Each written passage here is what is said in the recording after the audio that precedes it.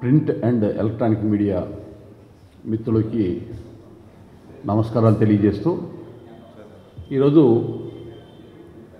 రాష్ట్ర ప్రభుత్వం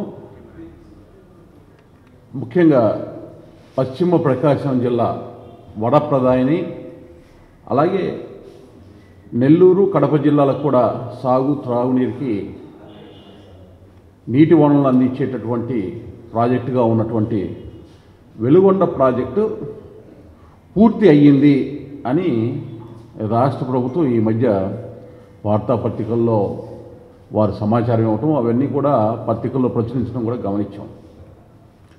ఇవాళ క్షేత్రస్థాయిలో వాస్తవాలు ప్రజలు ఏమనుకుంటారు, నిజంగా ప్రాజెక్టు పూర్తయిందా లేకపోతే ఎంతవరకు పూర్తయింది అనేటటువంటిది సహేతుకమైనటువంటి అంశాలు ఏవి కూడా ప్రస్ఫుటంగా స్పందించకుండా ప్రతిధ్వనించకుండా అబద్ధాలతోటి అసత్యాలతోటి అవాస్తవాలతోటి ఇవాళ రాష్ట్ర ప్రభుత్వము ప్రజల్ని మభ్యపెట్టాలి అనుకుంటే క్షేత్రస్థాయిలో ఉండేటటువంటి వాస్తవాలను తెలియజేయాల్సిన బాధ్యత మా మీద ఉంది అని తెలియజేస్తూ ఉన్నాం. ముఖ్యంగా ఈరోజు 3 జిల్లాలకి త్రాగునీరు సాగునీరు అందించేటటువంటి వెలుగొండ ప్రాజెక్టు, అలాగే పశ్చిమ ప్రకాశం జిల్లాలో పెండింగ్లో ఉన్నటువంటి ఇండస్ట్రియల్ పార్క్స్ అలాగే నిమ్స్ ఇటువంటి అంశాలకు సంబంధించి కేంద్ర ప్రభుత్వం ఇంతకుముందు ప్రకటించినటువంటి వివిధ ప్రాజెక్టులకు సంబంధించి రాష్ట్ర ప్రభుత్వం నిర్లిప్తత వల్ల అవి నీరు గారిపోయినటువంటి అంశాలు ఇవన్నీ కూడా పత్రికాముఖంగా ప్రజలకు తెలియజేయాలనే ఉద్దేశంతో ఈ సమావేశాన్ని ఏర్పాటు చేయడం జరిగింది. ముందుగా వెలుగొండ ప్రాజెక్టుకి సంబంధించి అలాగే కనిగిరి నిమ్స్కి సంబంధించి దొనకొండ ఇండస్ట్రియల్ పార్క్కి సంబంధించి అదేవిధంగా వివిధ రకాల సంస్థలు కేంద్ర ప్రభుత్వం ఏదైతే ప్రకటించిందో వాటికి సంబంధించిన అంశాలన్నీ నేను తెలియజేస్తాను. అలాగే వెలుగొండ ప్రాజెక్టుకి సంబంధించినటువంటి ఉద్యమ రూపం ఏదైతే ఉందో భారతీయ జనతా పార్టీ గతంలో చరిత్రాత్మకంగా గడిచిన 20-30 సంవత్సరాల నుంచి ఏం చేసింది, ప్రస్తుతం ఏం చేస్తుంది, రాబోయే కాలంలో ఏం చేయబోతుంది అనేటటువంటి అంశాన్ని మా పార్టీ కార్యవర్గ సభ్యులు రాష్ట్ర కార్యవర్గ సభ్యులు శరణుల శ్రీనివాసరావు గారు తెలియజేస్తారు. ముఖ్యంగా జగన్మోహన్ రెడ్డి గారు రాష్ట్రంలో అధికారం చేపట్టిన తర్వాత 2019 తర్వాత ఏ ఒక్క నీటి ప్రాజెక్టు పూర్తి కాలేదు. ముఖ్యంగా ప్రకాశం జిల్లా పశ్చిమ ప్రాంతంలో ఏదైతే మేము చెప్పామో వరప్రదాయనిగా త్రాగునీరు అందించేటటువంటి ఈ ప్రాజెక్టు ముఖ్యంగా ఈ యొక్క ఆయుకట్టు మొత్తం కూడా 3 జిల్లాలకి సంబంధించి 4,38,000 ఎకరాల ఆయుకట్టు వెలుగొండ ప్రాజెక్టు ద్వారా వస్తుంటే ఒక్క ప్రకాశం జిల్లా ముఖ్యంగా పశ్చిమ ప్రాంతంలో దాదాపు 3,36,100 ఎకరాల ఆయకట్టుకి నీరు అందుతూ ఉంది.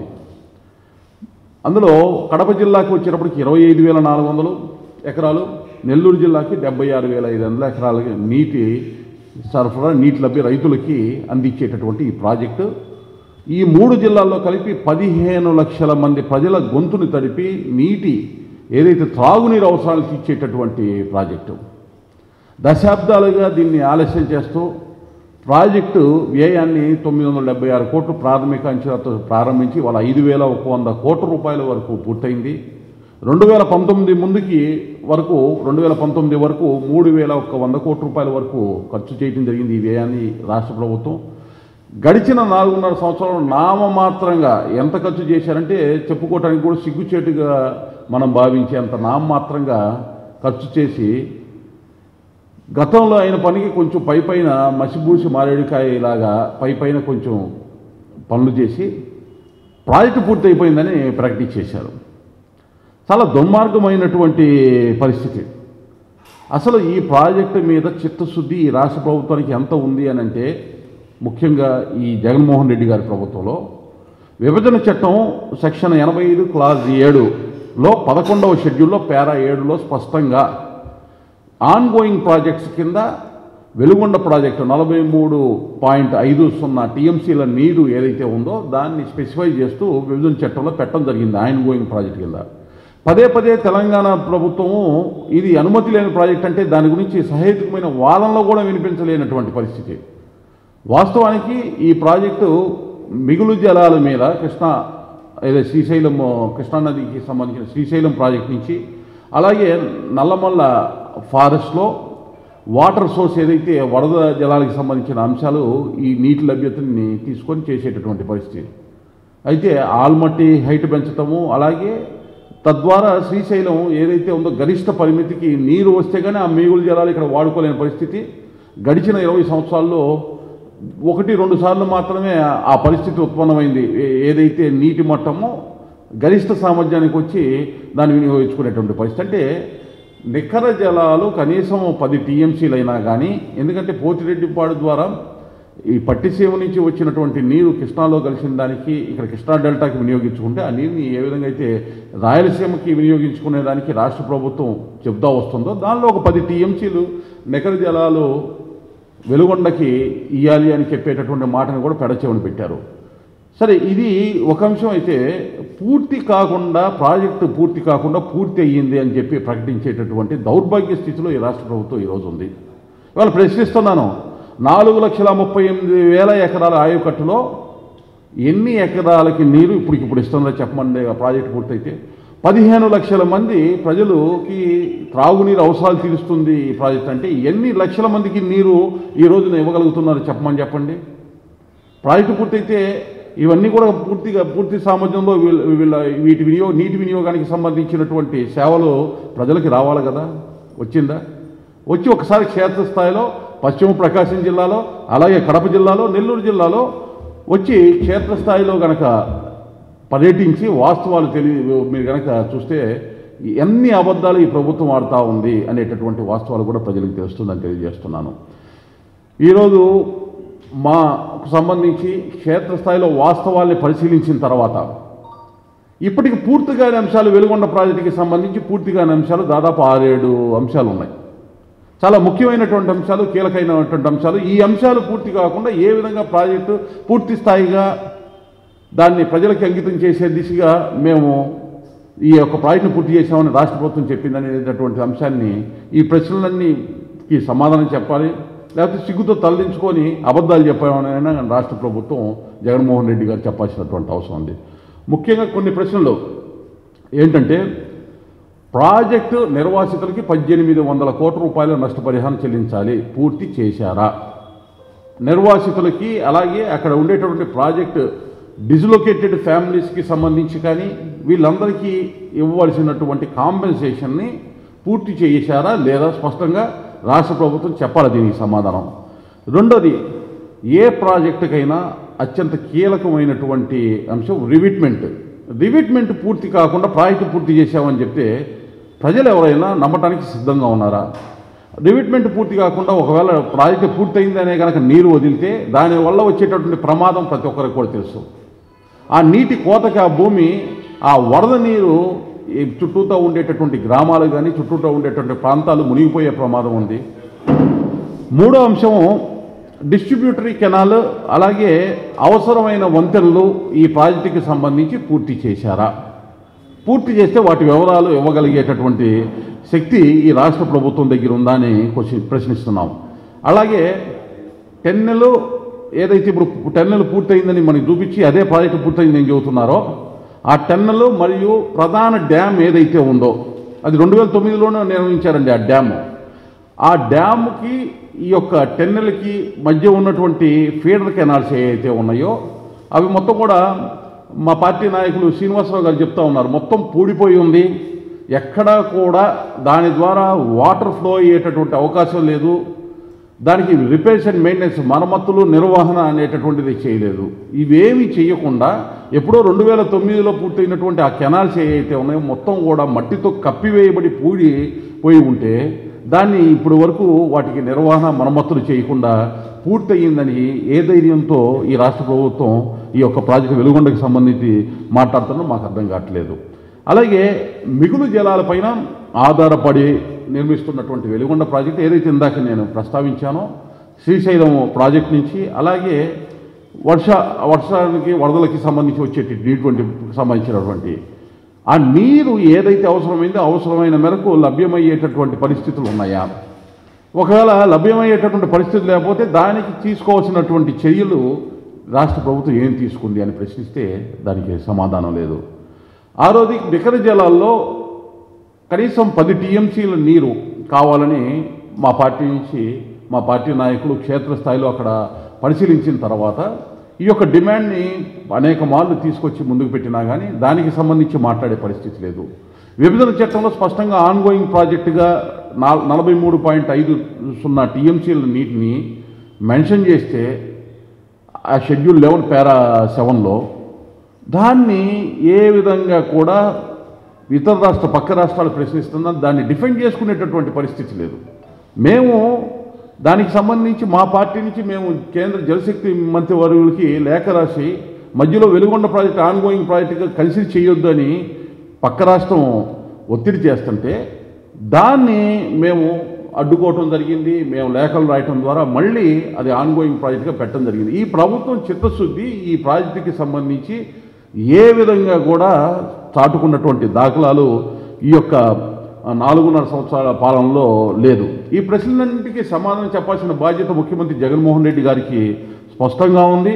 అలాగే వెలుగొండ పూర్తి కాకపోయినా ఇప్పుడు 6-7 అంశాలు నేను ప్రస్తావించాను. ఈ అంశాలు పూర్తి కాకుండా ఏ విధంగా ప్రాజెక్టు పూర్తయింది అనేటటువంటి ఏ ధైర్యంతో చెప్తున్నారు, ఏ విధంగా ప్రజల్ని మభ్యపెట్టాలని చూస్తున్నారు, ఏ విధంగా ప్రజల్ని మోసం చేయాలని చూస్తున్నారు. ముఖ్యంగా పశ్చిమ ప్రాంతంలో కనిగిరి ప్రాంతంలో ఫ్లోరైడ్ ఎఫెక్ట్ చాలా ఎక్కువగా ఉంది. ఈ వెలుగొండ ప్రాజెక్టు పూర్తయితే కనిగిరికి ఆ ఫ్లోరైడ్ సమస్య తీరే విధంగా త్రాగునీరు అందించేటటువంటి అవకాశం ఉందనేది తెలిసినా కూడా ఈ రాష్ట్ర ప్రభుత్వం ఆ అంశాన్ని అడ్రస్ చేయడంలో పూర్తిగా విఫలమైంది. బీజేపీ తరఫున గత 30 సంవత్సరాల నుంచి పోరాటాలు వెలుగొండ సాధన కోసం చేయటం జరిగింది, ప్రస్తుతం చేస్తూ ఉన్నారు. ఆ అంశాలన్నీ కూడా చారిత్రాత్మక అంశాలు. అలాగే ప్రస్తుతం జరుగుతున్న అంశాలు మా పార్టీ నాయకులు శ్రీనివాసరావు గారు నేను నా ప్రెస్ మీట్ నాకు సంబంధించిన నా సమాచారం పూర్తి కాగానే వారు తెలియజేస్తారు మీకు. అలాగే మీరు ఒకసారి కనుక చూసినట్లయితే ఒకవైపు వెలుగొండ ప్రాజెక్టుకి సంబంధించినటువంటి అంశంలో ఇంత నిర్లిప్తతతో వ్యవహరిస్తున్నటువంటి రాష్ట్ర ప్రభుత్వం ఒక వెలుగొండ ప్రాజెక్టే కాదు, ముఖ్యంగా పశ్చిమ ప్రకాశం జిల్లా మీద సీతకన్ను వేసింది రాష్ట్ర ప్రభుత్వము. గతించిన ఎన్నికల్లో 2019లో గిద్దలూరులో 95,000 పైగా మెజార్టీ ఇచ్చినటువంటి పశ్చిమ ప్రాంతం వైఎస్ఆర్సీపీకి జగన్మోహన్ రెడ్డి గారు ఒక్కసారి ఛాన్స్ అంటే నమ్మి ఇచ్చినటువంటి ప్రాంతం. మీకు ఎర్రగొండపాలెం చూసినప్పుడు దాదాపు 25,000 నుంచి 30,000 మెజార్టీ వరకు ఎర్రగొండపాలెం, దాదాపు 20,000 పైచీలకు మెజార్టీ మార్కాపురం, దాదాపు 20,000 పైచీలకు మెజార్టీ కనిగిరి. ఇటువంటి భారీ స్థాయిలో మెజార్టీలు కట్టబెడితే అక్కడ ప్రజల్ని ఓటుని కొల్లగొట్టాడు. వాళ్ళ కంటికి నీరు వచ్చేటటువంటి విధంగా వాళ్ళని మోసం చేస్తూ ఉన్నారు జగన్మోహన్ రెడ్డి గారు. ఈరోజు మీరు ఒకసారి గమనించండి, ఇదే పశ్చిమ ప్రాంతంలో అమరావతి నుంచి అనంతపూర్కి ఎక్స్ప్రెస్ వే, బెంగళూరుకి కనెక్టివిటీకి, రాయలసీమకి ఆంధ్రప్రదేశ్ రాజధాని అమరావతి కనెక్టివిటీకి దాదాపు ఒక 27,000-30,000 కోట్ల వ్యయంతో కేంద్ర ప్రభుత్వం ప్రాజెక్టు అనుమతిస్తే దాదాపు పూర్తయిన దాన్ని నిర్వీర్యం చేసేశారు. లేకుండా అంటే నీకు ఓటు వేసిన వారికి పోటు వేసేటటువంటి వ్యక్తిగా ఇవాళ జగన్మోహన్ రెడ్డి గారు, వెన్నుపోటు పొడిచినటువంటి వ్యక్తిగా జగన్మోహన్ రెడ్డి గారు మిగిలిపోయారు. ఇదే పశ్చిమ ప్రాంతంలో కనిగిరి దగ్గర NIMS national institute of manufacturing zone వస్తు తయారీ పరిశ్రమలకు సంబంధించి ఏర్పేడులో ఒకటి పెట్టము, ఇక్కడ ఒకటి కనిగిరి దగ్గర ప్రకటించడం జరిగింది కేంద్ర ప్రభుత్వం. దానికి అవసరమైనటువంటి భూమి దాదాపు ఒక 17 నుంచి 20,000 ఎకరాల వరకు భూమి అవసరం అయితే ఆ భూమిని ఇప్పుడు వరకు అందించలేదు. అలాగే దొనకొండలో ఇండస్ట్రియల్ కారిడార్ ఏదైతే అప్రూవ్ అయ్యింది, అది నోట్ కింద పారిశ్రామిక నోట్ కింద కేంద్ర ప్రభుత్వం అప్రూవ్ చేసింది. లక్షలాది ఎకరాలు అక్కడ మీకు పారిశ్రామిక ఉపయోగాలకు వినియోగించుకునే అవకాశం ఉంటే దాని గురించి మాట్లాడే అతిగతి లేనటువంటి పరిస్థితి. అలాగే దర్శి దగ్గర ఏదైతే ట్రైనింగ్ సెంటర్, డ్రైవింగ్కి సంబంధించినటువంటి ట్రైనింగ్ సెంటర్ ఒకదాన్ని కేంద్ర ప్రభుత్వము అలాట్ చేస్తే దానికి కావలసినటువంటి భూమి ఇవ్వరు. దొనకొండ దగ్గర helicopter training institution, navigation institution రెండింటికి కేంద్ర ప్రభుత్వం అనుమతిస్తే దానికి అంత లక్షల ఎకరాల భూమి అక్కడ ఉన్నా కానీ దాన్ని కేటాయించరు. అంటే ఏ విధంగా ఈయనకి చిత్తశుద్ధి ఉంది? వెనకబడినటువంటి ప్రాంతం ప్రకాశం జిల్లా, అక్కడి నుంచి రాయలసీమకి కనెక్టివిటీ ఉండేటటువంటి ఏరియా, ఏ విధంగా కూడా పట్టించుకున్నటువంటి దాఖలాలు లేవు. వీళ్ళ దగ్గర నుంచి ఎన్నికైనటువంటి ప్రజాప్రతినిధులను ఒకసారి చూసినట్లయితే ఒంగోలు నుంచి దొనకొండకి రైల్వే లైన్, ఎప్పుడైతే ఒంగోలు నుంచి దొనకొండకి రైల్వే లైన్ పూర్తయితే అది మార్కాపురం కనెక్టివిటీ, రాయలసీమకి కనెక్టివిటీ, అక్కడి నుంచి బెంగళూరు కనెక్టివిటీ ఒంగోలుకి చాలా నిడివి తగ్గేటటువంటి అవకాశం ఉంది. అలాగే ఇప్పటికే నడికుడి కాళహస్తి మధ్య జరిగేటటువంటి ఏదైతే ప్రాజెక్ట్ ఆన్గోయింగ్ ఉందో దానికి అనుసంధానం అవుతా ఇక్కడ ఈ యొక్క సేవలు అందించేటటువంటి పరిస్థితి ఉంది. బాగా పూర్తిగా వెనకబడిన ప్రాంతమైన పశ్చిమ ప్రాంతమైనటువంటి మార్కాపురంకి సంబంధించి ప్రజలకి అక్కడ ఉండేటటువంటి అడవుల్లో ఉండేటటువంటి వెనకబడినటువంటి వర్గాల వారికి వాళ్ళందరికీ కూడా సదుపాయంగా ఉండేటటువంటి దాన్ని ఈ రోజు వరకు దానికి సంబంధించినటువంటి అన్ని రకాల అంశాలు పూర్తయినా కేంద్ర ప్రభుత్వం నుంచి రైల్వే శాఖ నుంచి అన్ని రకాలుగా సిద్ధంగా ఉన్న రాష్ట్ర ప్రభుత్వం దగ్గర నుంచి ఇక్కడ ఉన్నటువంటి పార్లమెంటుకి ఎన్నిక కాబడినటువంటి ప్రజాప్రతినిధులు పట్టించుకోకపోవటం వల్ల ఆ ప్రాజెక్టు అలాగే ఆలస్యం అవుతా దీర్ఘకాలికంగా పెండింగ్లో ఉంది. ఒంగోలు దగ్గర కొత్తపట్నం ఫిషింగ్ హార్బర్ కేంద్ర ప్రభుత్వం వారు మంజూరు చేసి దాదాపు 350 కోట్ల రూపాయల వరకు సహాయం చేయడానికి సిద్ధంగా ఉన్నా అక్కడ భూమిని ఎక్కడ ఇచ్చి ఆ ప్రాజెక్టును పూర్తి చేసి అక్కడ ఉండే మత్స్యకారులని ఆదుకోవాలనే దానిలో పూర్తి స్థాయిలో విఫలం. 330 కోట్లు ఒంగోలులో ప్రతి ఒక్క ఇంటికి సురక్షిత నీరు అందించాలి ట్యాప్ తోటి అని కేంద్ర ప్రభుత్వం అమృత పథకం కింద నిధులిస్తే దాదాపు 8-9 సంవత్సరాల నుంచి దాన్ని పూర్తి చేయలేనటువంటి దుస్థితి. అదే ఏదైతే గుళ్ళకమ్మ నుంచి నీరు సోర్స్ ఉంటుందో అక్కడ ఉండేటువంటి ప్రాజెక్టు గేటు పోతే గత సంవత్సరమే దాన్ని అలర్ట్ చేస్తే మొదటి గేటు పోయినప్పుడు దాని గురించి పట్టించుకోలేదు, మళ్ళీ ఇంకో గేటు పోయింది. మిగతా 12 గేట్లు మరమ్మతు చేసినటువంటి పరిస్థితి లేదు. ఆ నీరు మొత్తం కూడా సముద్రపాలు. ఈ విధంగా ప్రకాశం జిల్లాలో పశ్చిమ ప్రాంతంలో కానీ అలాగే ఇతర ప్రాంతాల్లో కానీ నిమ్మకి నీరెత్తినట్టు రాష్ట్ర ప్రభుత్వం వ్యవహరిస్తుంది. అయితే ఈ అంశాలన్నిటికీ సంబంధించి భారతీయ జనతా పార్టీ ఎప్పటికప్పుడు ఈ అంశాలని కేంద్ర ప్రభుత్వం దృష్టికి తీసుకెళ్ళటం జరుగుతుంది, ప్రజల దృష్టికి తీసుకెళ్ళటం జరిగింది. ఒక 9 నెలల క్రితము ఒంగోలు నుంచి దొనకొండ రైల్వే లైన్కి అలాగే ఒంగోలు పశ్చిమాన బైపాస్ రోడ్డుకి ఏదైతే ఉందో నేషనల్ హైవే గడ్కరీ గారిని కలిసి అది కావాలి, ఎందుకంటే గ్రానైట్ మొత్తం కూడా ఒంగోలు పట్టణంలోకి వెళ్తుంది, అది చాలా ఇబ్బందికరంగా ఉంది, ఆ లోడ్లు పట్టణంలోకి వస్తే ప్రమాదాలు జరిగే అవకాశం ఉంటే ఆయన ఓకే చెప్పారు. కానీ రాష్ట్ర ప్రభుత్వం నుంచి ఏ విధమైనటువంటి కదలిక లేదు. పరిశ్రమల శాఖ మంత్రి దగ్గరికి వెళ్ళి కనిగిరి నిందుకి సంబంధించినటువంటి ఆలస్యాన్ని, దొనకొండకి సంబంధించిన పారిశ్రామిక వాడికి సంబంధించినటువంటి ఆలస్యాన్ని వారి దృష్టికి తీసుకురావడం జరిగింది. రాష్ట్ర ప్రభుత్వాన్ని ప్రశ్నించినా ఇప్పటి వరకు రాష్ట్ర ప్రభుత్వం నుంచి చలనం లేదు. అలాగే ఫిషింగ్ హార్బర్కి సంబంధించి కేంద్ర మంత్రి సహాయ మంత్రి మురుగన్ గారిని కలిస్తే వారు మొన్న ఈ మధ్య మత్స్యకారులకి సంబంధించి ఫిషింగ్కి సంబంధించినటువంటి క్యాబినెట్ మినిస్టర్ అయినటువంటి రూపాల గారు వచ్చారు ప్రకాశం జిల్లాకి, ఒంగోలుకి, కొత్తపట్నం దగ్గరికి వచ్చి ఈ అంశానికి సంబంధించినటువంటి వాస్తవాల్ని మనం ఏదైతే నివేదిక ఇచ్చామో దాన్ని బేస్ చేసుకొని ఆయన అక్కడికి రావటం జరిగింది. అయితే ఇంత పెద్ద ఎత్తున ప్రాజెక్టులు ఉన్నా దశాబ్దాల కొలది ఆలస్యం కావటం, ఈ మధ్యకాలంలో రాష్ట్ర ప్రభుత్వం నిర్లిప్తత వల్ల రావాల్సినటువంటి జాతీయ రహదారులకు సంబంధించినటువంటి అంశంలో ఇబ్బంది కలగటం, ఈ అంశాలన్నింటినీ ఒక్కొక్క అంశాన్ని తీసుకొని ప్రజల దగ్గరికి తీసుకెళ్లి వాస్తవాన్ని చెప్పేటటువంటి ప్రక్రియ భారతీయ జనతా పార్టీ ప్రారంభించింది. దానిలో మొదటి భాగంగా వెలుగొండ ప్రాజెక్టు ఏదైతే ఉందో పశ్చిమ ప్రకాశం జిల్లాకి వరప్రదాయని అయినటువంటి వెలుగొండ ప్రాజెక్టుకి సంబంధించినటువంటి ఉద్యమ కార్యాచరణని మా పార్టీ ఈ కార్యవర్గ సభ్యులు, రాష్ట్ర కార్యవర్గ సభ్యులు సిరసనగండ్ల శ్రీనివాసరావు గారు చెప్తారు. అదేవిధంగా మా డిమాండ్ చాలా స్పష్టంగా ఉంది. పశ్చిమ ప్రకాశం జిల్లాకి సంబంధించి మార్కాపురం కేంద్రంగా ప్రత్యేక జిల్లాని అక్కడ ఏర్పాటు చేసి పశ్చిమ ప్రకాశం జిల్లా ప్రజల్ని వాళ్ళ ఇబ్బందుల్ని ఆదుకునేటటువంటి విధంగా వాళ్ళ కష్టాలు తగ్గించే విధంగా చూడటము, మార్కాపురానికి ఏదైతే మేము మెడికల్ కాలేజీని ఇప్పటికే కేంద్ర ప్రభుత్వం ద్వారా అనుమతి సాధించాము, అలాగే ట్రైబల్ ఏరియా పూర్తి స్థాయి ఎస్టీలు ఎక్కువగా చెంచులు ఉండేటటువంటి ప్రాంతమైనటువంటి దోర్నాల్లో మల్టీ స్పెషాలిటీ హాస్పిటల్ కేంద్ర ప్రభుత్వం దాదాపు 450-500 కోట్ల వ్యయంతో పెట్టాము. ఈ అంశాలన్నీ కూడా ఒకవైపు మేము చేసినటువంటి అభివృద్ధి కార్యక్రమాలు తెలియజేస్తూ, మరొక వైపు రాష్ట్ర ప్రభుత్వం ఎక్కడైతే నిర్లక్ష్యంగా నిర్లిప్తగా వ్యవహరిస్తూ అబద్ధాన్ని ప్రచారం చేస్తుందో వెలుగొండ కూడా పూర్తి కాకుండా అయ్యిందని ఈ అంశాలన్నీ కూడా మేము క్షేత్రస్థాయిలో ప్రజల ముందు ఉంచేదానికి కార్యాచరణ తీసుకొని ముందుకెళ్తున్నాం. వెలుగొండకి సంబంధించినటువంటి కార్యాచరణ శ్రీనివాసరావు గారు తెలియజేస్తారు. ఇది అయిన తర్వాత మళ్ళీ ఇంకొక ప్రెస్ మీట్లో మిగతా అంశాలకి సంబంధించి కూడా ఏ విధంగా మా కార్యాచరణ ఉంటుంది, మేనిఫెస్టోలో కూడా ఏ విధంగా మేము ఈ అంశాలన్నీ కూడా పొందుపరిచి ప్రజల దగ్గరికి వెళ్తామనేటటువంటి అంశాన్ని కూడా మేము తెలియజేస్తాం. శ్రీనివాస్ గారు వెలుగొండకి సంబంధించినటువంటి ఉద్యమ కార్యాచరణ ఏదైతే ఉందో దాన్ని వివరిస్తారు. మీడియా మిత్రులందరికీ నమస్కారం. అలాగే ఈ అవకాశం కల్పించినటువంటి రాష్ట్ర పార్టీ అధికార ప్రతినిధి శ్రీ లంకా దినకర్ గారికి కూడా ధన్యవాదాలు తెలియజేస్తున్నాం.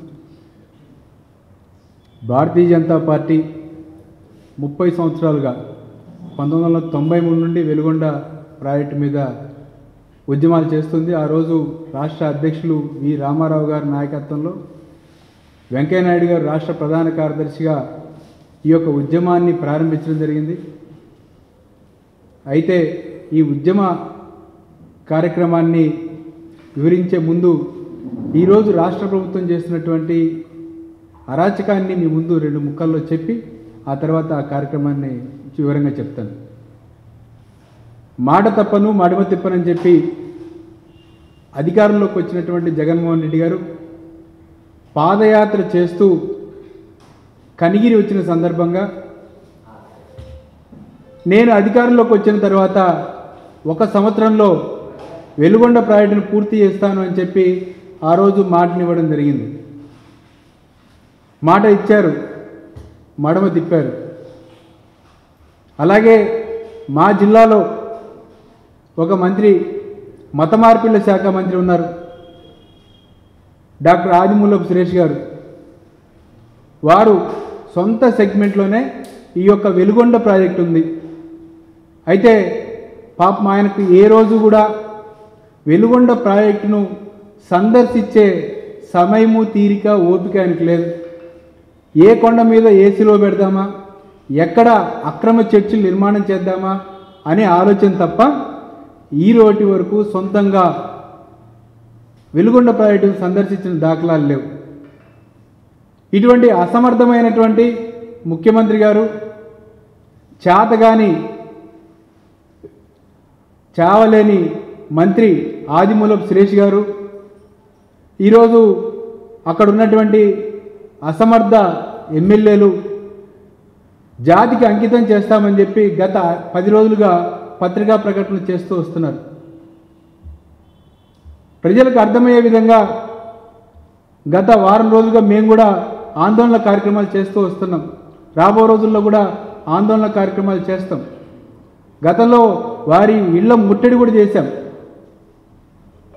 భారతీయ జనతా పార్టీగా డిమాండ్ చేస్తుంది, టన్నేలు పూర్తయిందా, నిజంగా టన్నేలు పూర్తయిందా, మీరు పంపించినటువంటి టన్నేల్ బోరింగ్ మిషన్ బయటకు వచ్చిందా, అసలు రెగ్యులేటరీ వర్క్ పూర్తయిందా, నిర్వాసిత గ్రామాలకు అవసరమైనటువంటి మౌలిక సదుపాయాలు కల్పించారా, ఇప్పటి వరకు 1800 కోట్ల రూపాయల పైగా 2006లో నిర్వాసిత బాధితులను గుర్తించినటువంటి ప్రభుత్వం ఈ రోజు వరకు తర్వాత జరిగినటువంటి మార్పుల్లో అసైన నిర్వాసితులను ఇప్పటి వరకు ఐడెంటిఫై చేయలేదు. ఆ నిర్వాసితులను మీరు గుర్తించారా? ఫీడర్ కెనాల్ కావచ్చు, డిస్ట్రిబ్యూటరీ కెనాల్స్ కావచ్చు, ఇప్పటి వరకు పూర్తి కాకుండా జాతికి ఎలా అంకితం చేస్తామని చెప్పి ఆ ప్రాంత ప్రజలను మోసం చేస్తామని చెప్పి భారతీయ జనతా పార్టీ ప్రశ్నిస్తోంది. మీకు దమ్ము ధైర్యం ఉంటే, మీకు చేతనైతే వైఎస్ఆర్సీపీ నాయకులను భారతీయ జనతా పార్టీ స్పష్టంగా ప్రశ్నిస్తుంది. ఈరోజు మీరు అక్కడికి వచ్చి ప్రజల్లో తిరగలుగుతారా? అసెంబ్లీలు మార్చుకొని వేరే చోటుకి వెళ్ళి పోటీ చేయడం కాకుండా మీ సొంత సెగ్మెంట్లలో మీరు పోటీ చేయగలుగుతారా అని చెప్పి భారతీయ జనతా పార్టీ ప్రశ్నిస్తుంది. భారతీయ జనతా పార్టీకి ఏ సంబంధం అని చెప్పి మన మత మార్పిళ్ల శాఖ మంత్రి ఆదిమూలపు సురేష్ గారు ప్రశ్నిస్తూ ఉన్నారు. భారతీయ జనతా పార్టీకే వెలుగొండ ప్రాజెక్టు గురించి మాట్లాడే హక్కు ఉందని భారతీయ జనతా పార్టీ చెప్తుంది. ఎలాగంటే 93లో అప్పటి మాజీ అధ్యక్షులు బాదం రాములు గారి నాయకత్వంలో వెలుగొండ సాధన సమితి అనే పేరు మీద ఏర్పాటు చేసుకొని ఆ రోజు నుండి ఈ రోజు వరకు వెలుగొండ మీద భారతీయ జనతా పార్టీ మాత్రమే కార్యక్రమాలు నిర్వహిస్తూ వస్తుంది.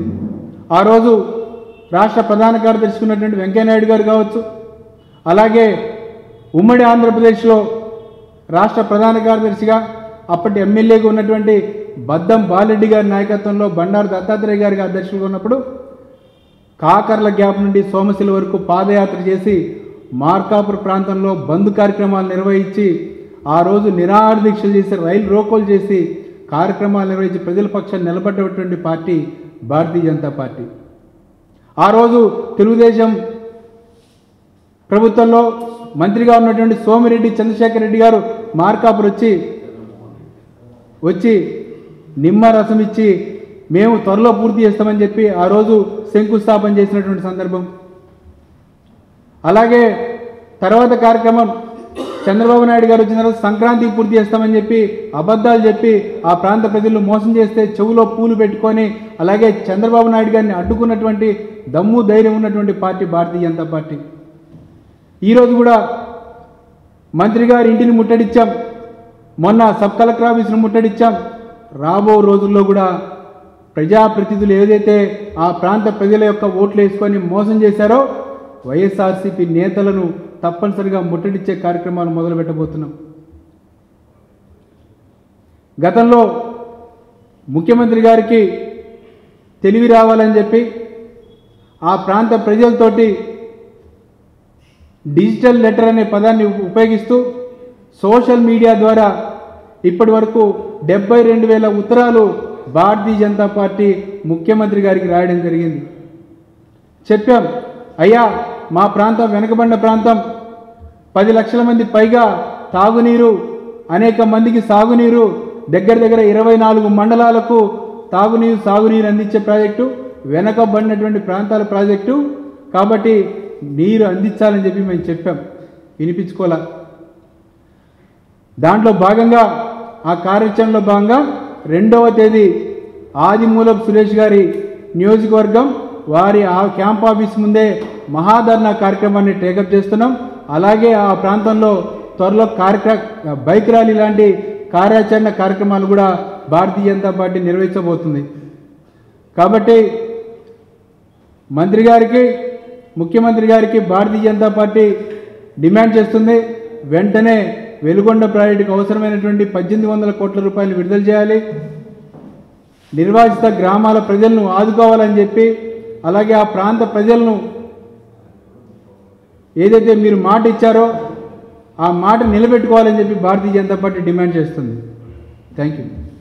మహాధర్నా, అలాగే గిద్దలూరు 5వ తేదీ, కనిగిరి 6వ తేదీ, అలాగే అన్ని అసెంబ్లీలు కవర్ చేస్తూ భారీ బైక్ ర్యాలీని ఆ ప్రాంత ప్రజల్లో చైతన్యవంతం చేసి వైఎస్ఆర్సీపీ ప్రభుత్వాన్ని గద్దె దింపడం కోసం భారీ బైక్ ర్యాలీ జిల్లా మొత్తంగా చేయబోతున్నాం. ఆ బైక్ ర్యాలీని 10వ తేదీ ప్రారంభిస్తామని చెప్పి ఈ సందర్భంగా తెలియజేస్తున్నాం.